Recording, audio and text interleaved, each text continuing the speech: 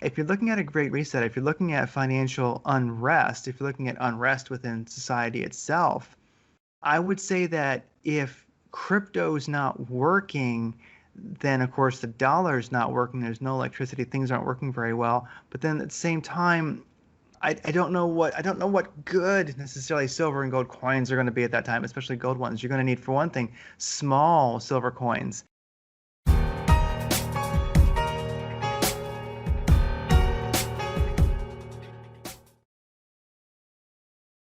The data of 2.3 million users has been leaked after a hacker managed to find a backdoor into the popular dating site Meet Mindful. The leaked information was personal data including names, Facebook IDs, emails, birth dates, location, and much more. All that information was then uploaded to a public hacking forum for anybody to download. Meet Mindful says they've already patched the flaw, but the damage was already done. If you want to prevent attacks like this from happening to you, I highly recommend Virtual Shield. You can head over to virtualshield.com, and in the download tab, I'm going to choose Firefox and click Install Now to add the Virtual Shield add-on. It's just that easy. And get started with your free 30-day trial. Install it, click Connect. You'll see the shield turn from red to green. And you'll see how from my initial service provider, I was able to even change my IP. Virtual Shield Network protected. Go to virtualshield.com/adapt2030 to get Virtual Shield for 50% off today. Or click the link in the description box below. And now on with the video. Craig Simpson tonight from Radiant Creators joining me right here. What I like about, what I call like the Bitcoin revolution, Bitcoin truth sakers, more than a revolution, it's truly an evolution, is I want to see Nigeria not be the Great Reset's bitch. I don't, and I don't want to see us do it either. And I hope they bought crap tons of algo, and I hope they bought crap tons of Bitcoin, and I hope that they do well. That's really my hope, and that's why I kind of get so excited about this stuff, is because it's maybe the first revolution that truly is an evolution, where we don't fight the empire, the powers that be, the globalist technocracy, which certainly has a lot of power. We basically just make our own parallel society, our own parallel economy, and we ignore them. The Great Reset's going to really catch a lot of people off guard. And, 95% of the people are going to go down with the ship because they just haven't either seen a different way, don't know enough about where the world might be moving. Because, I was reading this one thing off of Zero Hedge here. Bank of America hints that Weimar Republic 2.0 is coming. And I started to read a little bit deeper into the article, and it talks about here, and here's what makes me, I was like, what? They call it the velocity of people. And they get into this whole bubble asset wealth inequality thing, like far beyond what was happening in 2010. Because what they're talking about is a commodity super cycle starting to run its nasty course again. And as we come into the reset, if they revalue the currency down, even at a 10-to-1 ratio with a super cycle commodity happening in the bubble, or something similar to 2008 and 9 running up to what the market crash was, they're saying that 95+% of the people will have to go on universal basic income because they won't be able to sustain their lives on a reset of a 10-to-1 value, because the commodity super cycle taking it up. A, the velocity of money is going to increase, and B, the velocity of people, and they equate the velocity of people equal vaccine equals freedom. So they try to tie all these different pieces in together, saying that, within 12 months they're looking at another, it's an unquoted rising velocity of people endangering the velocity of money event. Twisted, but seems to be pretty true. What if they do revalue it? Nobody's going to be ready for that. And if they're trying to make crypto illegal or something, what else is holding value out there? Land, of course, precious metals, and they're talking about silver just skyrocketing, not because of the squeeze on the ETF. Well, yes, that, but London Metals Exchange is nearly out. Oh, you got to realize that in the last 4 weeks, London Metals Exchange has drained out 85% of their silver. I was reading a new update to the addendum in this, the SLV ETF, and they were saying that if they cannot get the metals brokerage houses to cover, they're going to have to stop issuing new shares because they won't have enough metal to cover, which puts them at an upper ceiling limit, literally, because the individuals like you and I are buying silver, and now it's straining the market to the point where there's going to be limits on what the market can actually issue out there because they're not going to be able to cover. So you wonder if they're going to go to fake paper to try to cover for the physical. And really, what else is out there to hold on a reset like this? I mean, yeah, fine art. I don't think so. I mean, do you own a $25 million Picasso? I don't, and I don't even know one person who does. So, I mean, well, what is it really going to hold the value as we get into the switch of systems here? I don't know. Weimar Republic 2.0 is a scary thing unless you're going to pay your house off and buy like 1,000 acres with a 10-ounce bar of silver. You may be able to in the future. That's one of the things that's nice about the moment is you can wait and see what happens. Hopefully people are in a good spot already. But, well, I think the Weimar issue, if we did have an economic, collapse like that, that's ultimately going to be the dollar. And I like metals, of course. I like my silver coins, certainly do. A little gold does not hurt. But the issue I have with them is they may rise in value, but the value, unless quite the economic collapse, well, it's just they're not gaining that much. And then with that said, will you really be able to use them? This is the thing about Bitcoin, and people talk about Bitcoin being like the new gold standard, pretty much surpassing gold. It may even happen this year. It sounds crazy, but it very well may. If not, it'll happen by 2024 or 2022. Is that, well, I need to buy something, and I have Bitcoin, which has skyrocketed in value against the dollar. Because, I mean, really, one of the things about Bitcoin is, yes, it's its own world, it's doing its own thing, but really, a lot of its value, you could almost say that its value in some ways has stayed the same and the value of the dollar has dropped, really. It's a little bit of both. So I want to buy something. Well, people get savvy fast.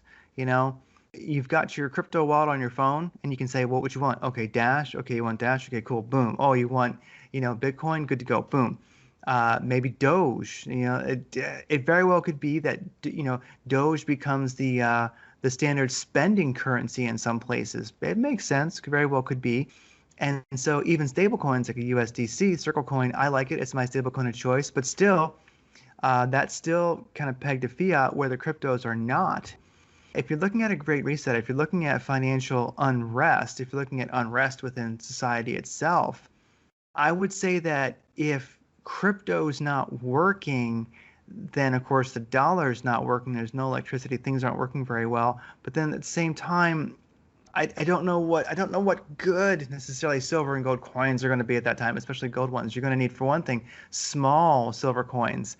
And so I would say that in general, the Bitcoin network is more resilient than banks. A lot of the crypto, networks are more resilient than banks. So to me, it's really the best asset to be involved in right now to really protect your wealth and be able to actually do commerce, to buy things. And if you know your currency is going to go downhill, then it's best to hedge against it. One thing I think is a big deal. It's not gotten a lot of press. It hasn't. But Apple Pay. Now, okay, I know not everybody has an Apple phone. They're very expensive and made by slaves. But Apple Pay wallet is very, very popular. I mean, the Apple Pay wallet is very popular. It is. People do use it. Merchants use it. Places your grandma shops, they use it. So Safeway, the tackle shop, literally like fish and tackle. If you got to get your outboard boat engine fixed, they may take Apple Pay. It works. People use Apple Pay as part of their point of sale systems, and it's getting greater and greater adoption. Now, they're flirting with the idea of integrating crypto. Now right now, they just made a lot of announcements, and it didn't get too much press, I think, because maybe it doesn't deserve it. But they say that now the Apple Pay wallet is integrating with crypto. Now, when we think of that, we think, oh, great, that means I can have a crypto wallet. Like Apple Pay will be also a wallet for crypto, and I can spend from there. Okay, that's what people think. Not exactly. You can now use the Bitpay card, which is a crypto-backed debit card. You can now put as a source an Apple Pay wallet, and you can pay with that. And so I see this as kind of a huge deal. And I think that means that big companies like an Apple, they're keeping their iPhone, they're keeping their Apple Pay system relevant during the Great Reset because it does have adoption. It is out there. And if I think the first step was allow the Bitpay card to integrate with it, basically making that a payment source.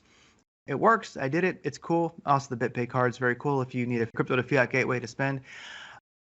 But this is, in my opinion, this is Apple trying to stay relevant ahead of what is coming because their next announcement, I believe, will be speculation that they have a Bitcoin wallet now integrated with Apple Pay that probably holds some of the other prominent cryptos, and they're just staying ahead of the game. I mean, they're a smart company. If you're Apple, if you're this massive empire, you don't want to die just because, Klaus Schwab thinks it's time for you to go and Bill Gates is offended by coal.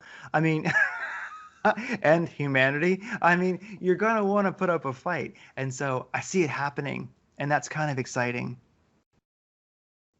Yeah, and I just saw Gates come out. He's like, I have a solution for the power problems. It's a new kind of pebble bed reactor.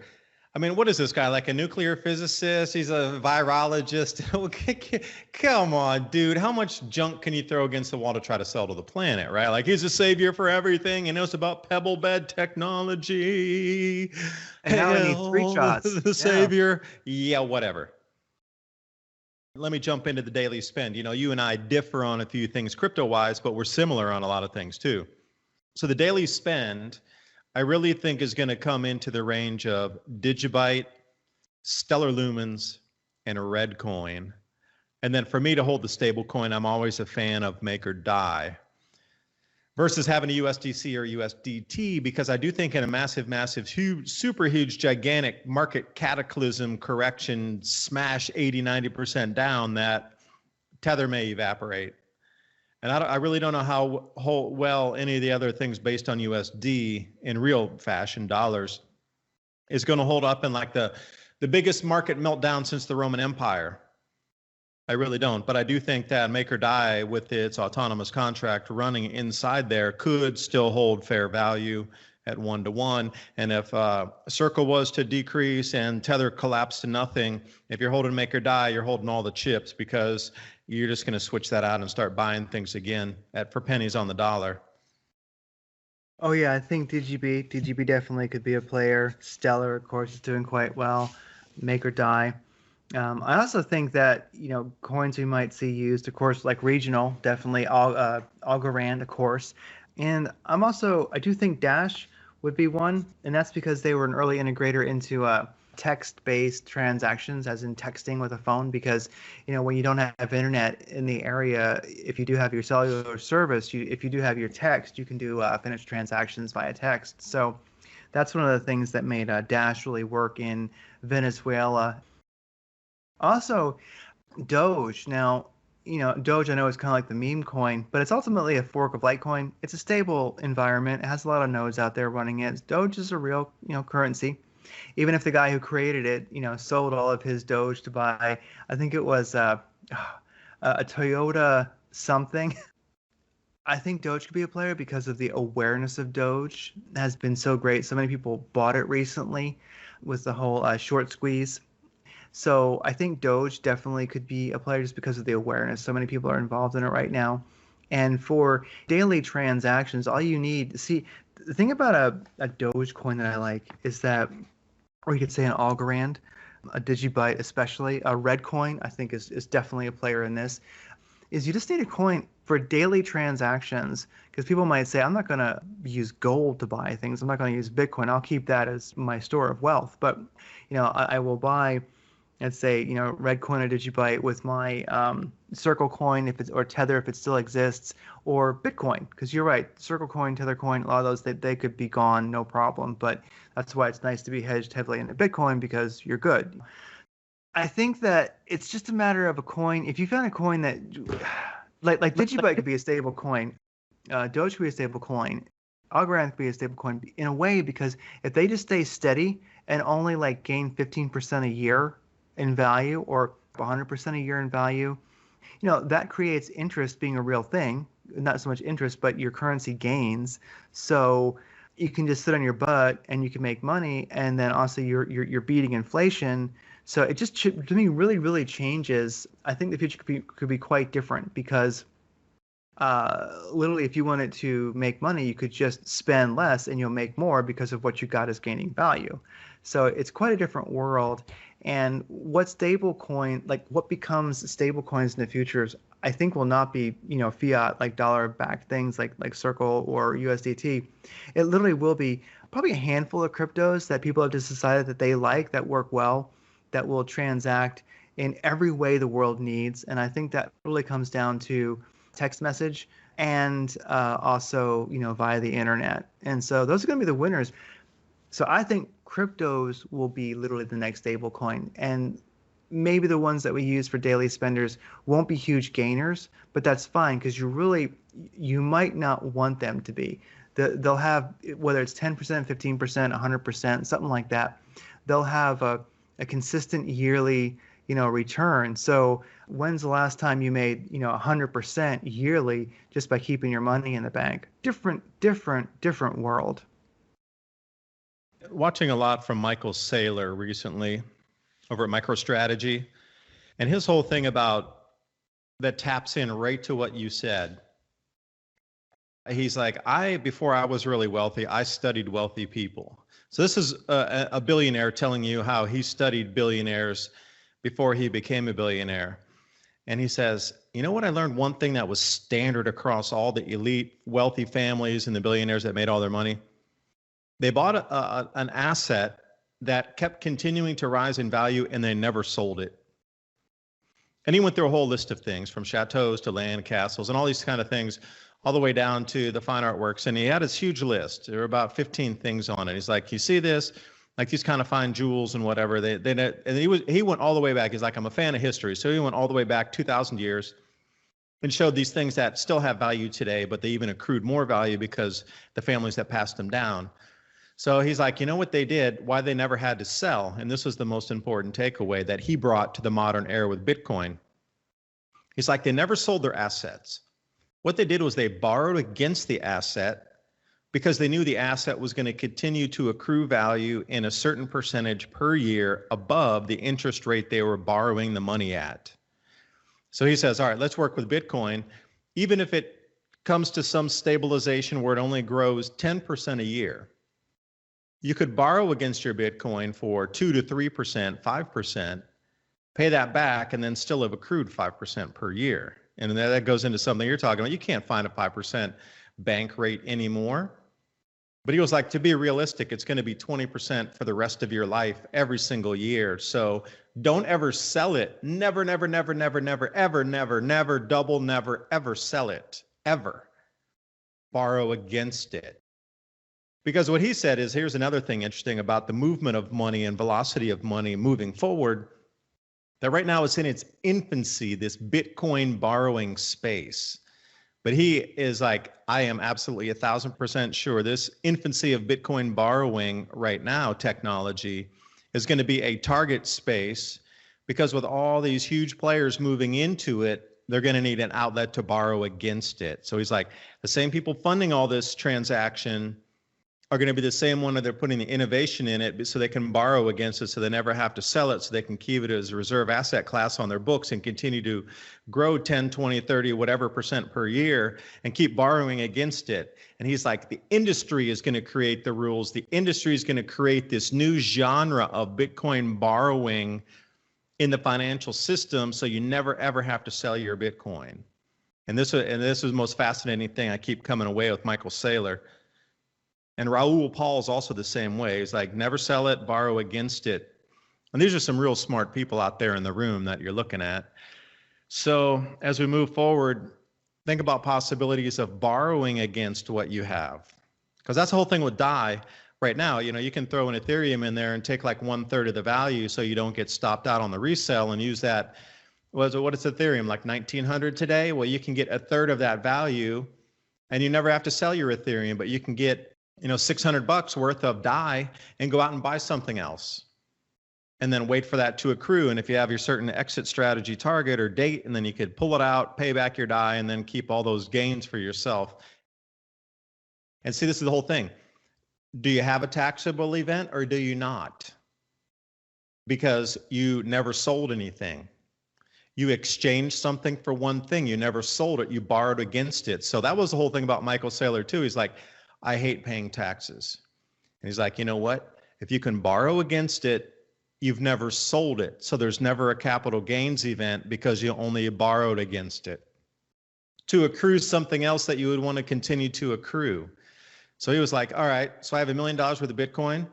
I go in and I borrow against that. And he's like, maybe I can get $300,000. And as long as it continues to rise in price and your borrowing rate's less than what your accrual rate or what the increases are, it's like you just keep holding everything. And you never have a taxable event. And if you do decide to exit it, you trade it into something else. You don't actually sell it. And see, that was his whole strategy, was borrow against it and never sell it. Then there's never a taxable event. So the whole way this space is moving forward, it seems like the big money is going to set itself up to be able to never have a taxable event, but still be able to have the velocity of money moving through it by borrowing against it, which I find fascinating. Absolutely. And something I see now that is new is interest is back. So you have your, rather than the dollar, which you know is going to generally lose money over time, yearly, basically, it's going to lose value.